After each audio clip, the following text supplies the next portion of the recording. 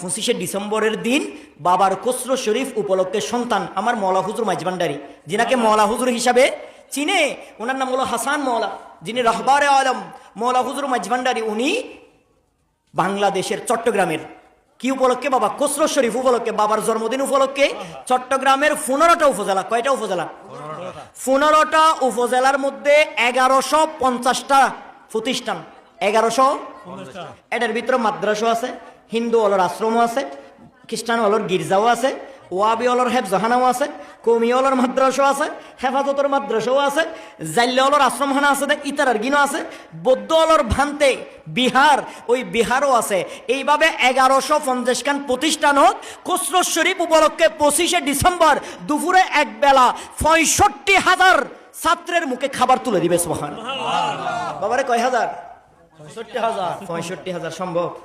কিন্তু পৃথিবীর জমিনে এমন নজির দিচ্ছেন যে এই নজির অন্য কোন দরবারে কোনো দিতে পারে নাই। সেটা হচ্ছে গৌসুল আজম মাইজভান্ডারীর দরবারের বাগানের ফুল চেরাগে গৌসুল আজম বিশ্ববলী শাহানশাহ হযরত সৈয়দ জিয়া আবুল হক মাইজভান্ডারী কিবলায়ে আলমের দৌহিত্র আলে রসুল পীর ও মুর্শিদ মুনিব হাসান মাওলা হুজুর মাইজভান্ডারী বলতে লাগলেন, আমার বাবার খসরু শরীফ আগামী 25শে ডিসেম্বর। তবে আমি কড়া ভাষায় ঘোষণা দিলাম, ওই দিন কোন অঞ্চল থেকে 2 জন মানুষও দরবারে আসবেন না। সুবহানাল্লাহ।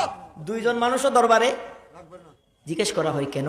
বলে যে তারা যদি আসতে যায় 2-4-5 জন মিলে সিএনজি একটা করবে, যেহেতু খসরু শরীফ মালা একটা করবে, 1000-2-3000 টাকা খরচ করবে, আমার তো দরকার নাই, আমার বাবা তো ওইরকম খসরু শরীফ করতে বলে নাই, ওই টাকা দিয়ে আমার এখানে না এসে তো হুজুর তারা কি খসরু শরীফ পালন করবে না? বলে যে হ্যাঁ হ্যাঁ অবশ্যই করবে, বাংলাদেশের প্রতিটা শাখায় খসরু শরীফ করবে, তবে দরবারে এসে নয়, গরু মহিষ এনে নয়, হাদিয়া ছাগল এনে নয়, লাখ লাখ টাকা দরবারে এনে নয়। কিভাবে করবে? বলে যে এলাকায় এলাকায় যাদের কমিটি আছে, ওই কমিটির মাধ্যমে এলাকার কবরস্থানগুলা জঙ্গল হয়ে গিয়েছে, ওগুলা পরিষ্কার করে দিবে। এলাকার মসজিদগুলা ময়লা হয়েছে, রমজানে দোয়া হয়েছে আর দোয়া হয় নাই, খসরু শরীফ উপলক্ষে মসজিদগুলা ধুয়ে দিবে। এতটুকুতে শেষ? বলে যে নয়, কমিটির পক্ষ থেকে পকেটের টাকা দিয়ে চাঁদা তুলে এলাকার এতিম কেউ যদি বিয়ে না হয় টাকার জন্য, তার বিয়েতে টাকাগুলা দিয়ে সাহায্য করবে।